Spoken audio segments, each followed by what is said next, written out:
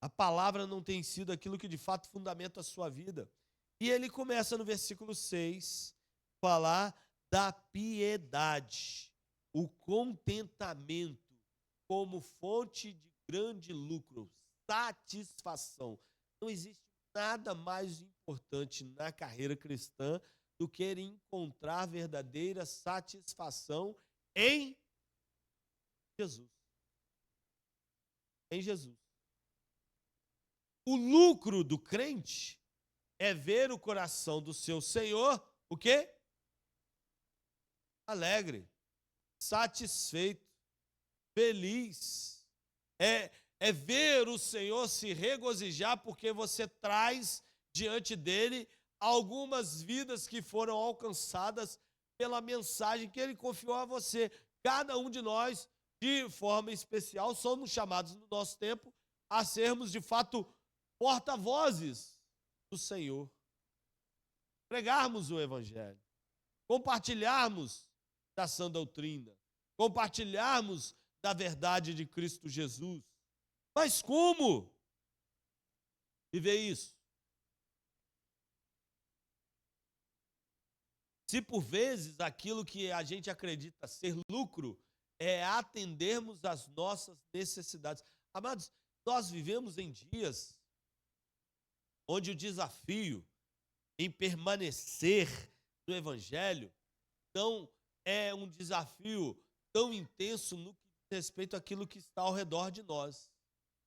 Por exemplo, na igreja primitiva, até o livro de Atos, até o século III, qual era o desafio da igreja? Perseguição. Era gente sendo levada a Coliseu por declarar Jesus como Senhor e Salvador. E o que eles faziam no Coliseu com essa galera? Brincavam de boleba, peteca. Discutia se bola era ou não o ovo do capeta. Virava o quê? De leão. Eram, por vezes, degolados, decapitados, expostos à vergonha por declararem Jesus como Senhor e Salvador. O problema dessa igreja aqui era que eles estavam vivendo tão intensamente o Evangelho que isso estava gerando tanto incômodo nos outros que estavam sendo perseguidos por isso. Então o problema deles era mais externo do que interno. Amém? Concorda comigo? Agora, qual é o problema da igreja dos nossos dias? O pessoal está preocupado, por vezes, se pode ou não pode determinada prática, se essa ou aquele estilo musical é ou não de Deus, se eu devo ou não devo, se eu posso ou não posso. Se a gente se pergunta se pode ou não pode, é porque o Espírito não está falando conosco. Se o Espírito falar, a gente sabe se deve ou não deve. Concorda comigo? Bem? Agora, qual é o problema da igreja dos nossos dias? Gente que, por vezes, de acordo com a orientação de Paulo a Timóteo e a igreja naquele contexto, gente que, por vezes, prioriza e ama mais o seu dinheiro. E o texto já diz no versículo 10 que o amor ao dinheiro é a raiz de todos os males. Porque o dinheiro ou o amor ao dinheiro traz ansiedade. Concorda comigo? Traz depressão, comparação. Gente que não tem o mesmo valor na conta do que o fulano tem, se compara, se frustra.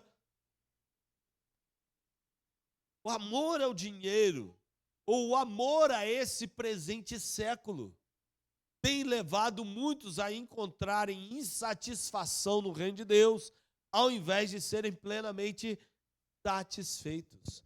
O Evangelho de Jesus é poder de Deus para salvar, para libertar e para transformar a história daquele que nele crê. Mas, para que isso se torne uma realidade na vida de cada um de nós, o que precisamos? Priorizar o Senhor. Porque quando não priorizamos o reino de Deus, o fato do outro estar perdido e caminhar em direção ao inferno não nos incomoda. Esse parente, esse amigo seu, essa pessoa especial da sua família que você carrega consigo no coração e que ainda não tem Jesus, se ela morrer hoje, ela vai para onde? Para onde, amado? Não gosto nem de falar, né? Tem medo. Mas crente não teme, não. Crente vai para onde? Céu, glória, maravilha. Contar com Jesus. Amém? Olha que benção.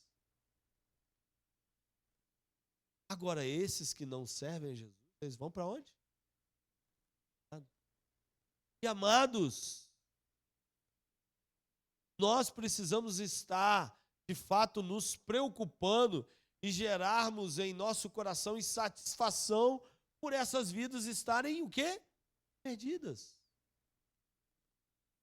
Porque a salvação não vem das obras. Claro que ninguém se glorie, é pela graça. Então não adianta o fulano ser boa pessoa. Concorda? Não adianta ele pagar as dívidas. Não adianta os céus fazer tudo o que é certinho para a sociedade. O que ele precisa? De Jesus. Então, amados, nós precisamos aprender a encontrar satisfação nisso. Porque muitas pessoas hoje têm investido o seu tempo, seu recurso, sua renda, têm investido tanto de si, da sua casa, em maneiras técnicas, estratégias para obter recurso. Porque hoje em dia nós vivemos na época do coach, né? Alguns anos atrás era a época da pirâmide. Já falei isso aqui em outra ocasião. Todo mundo investia, muita gente investindo em alguns esquemas de pirâmide. Na minha época era Telex Free, Bebum. Quem já ouviu falar aqui, né? Bebum não é o cara que ficava bebendo na rua, não. Era o nome da pirâmide, tá? E uma série de outras. Todo mundo querendo enriquecer rápido, fácil. Porque amor ao dinheiro. Prioridades invertidas. Se Jesus for a nossa prioridade a cada momento, o que a gente vai entender? E de que maneira vamos viver? Vivendo cada dia trabalhando, entendendo que Ele é o doador e fonte dos nossos recursos, que Ele há de nos abençoar, e uma vez que nós vivermos de fato para a sua glória, Ele acrescentará sobre nossa vida muito mais além daquilo que nós pedimos ou pensamos. De acordo com o poder dele que opera em nós. Se é o poder dele que opera em nós, priorizaremos o seu reino. Vivemos numa época onde há muita insatisfação, porque eu não tenho isso, não tenho aquilo, não tenho aquilo outro. Mas sabe, amados, muito pouca gente tem estado de fato insatisfeita espiritualmente com o fato de que os seus familiares e amigos estão se perdendo. Pouca gente de fato tem estado insatisfeita pelo fato de ter gente ao seu lado caminhando para o inferno. Por quê? Prioridade não tem sido o Senhor. Amado, meu desafio pessoal e que eu compartilho a você. Sejamos plenamente satisfeitos da boa, perfeita e agradável vontade do Senhor.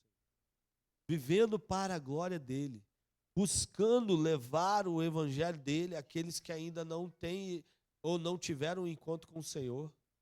Cuidando daqueles que estão ao nosso lado, que precisam de uma transformação genuína de vida. E a transformação, lembre-se, não vem da igreja, vem do Senhor. Agora, uma vez que eu busco essa transformação, nós precisamos, de fato, como igreja, cuidar para que essas pessoas tenham acesso, seja possibilitada a elas oportunidade de amparo, apoio. por meio dos nossos braços, por meio das nossas mãos, por meio do corpo de Cristo. Amém? E nessa manhã, encerrando, que vai se encerrar daqui a pouco, nós possamos buscar satisfação em viver o Evangelho de Jesus, não em priorizar os nossos interesses. Às vezes a gente tem tempo para tudo, menos para o Senhor. Gente que ao longo da semana tem tempo para muita coisa. Para muita coisa. Para o trabalho, para a academia, para a faculdade, para a corrida, para pedalar, para jogar frescobol, badminton, e assim vai. Tem tempo para muita e muita coisa, mas por vezes tem lhe faltado tempo para o Senhor. Domingo, a gente já fala, isso é um princípio que a gente prega. Domingo é dia de quem? Do Senhor. Então, estar aqui na casa do Senhor não deve ser uma obrigação, mas uma alegria. Amém? Então, priorize. Priorize cada uma das coisas que o Senhor tem ministrado ao seu coração nesse tempo, para que cada dia você encontre plena satisfação na graça e no favor do Senhor. Amém? Feche seus olhos, vamos orar?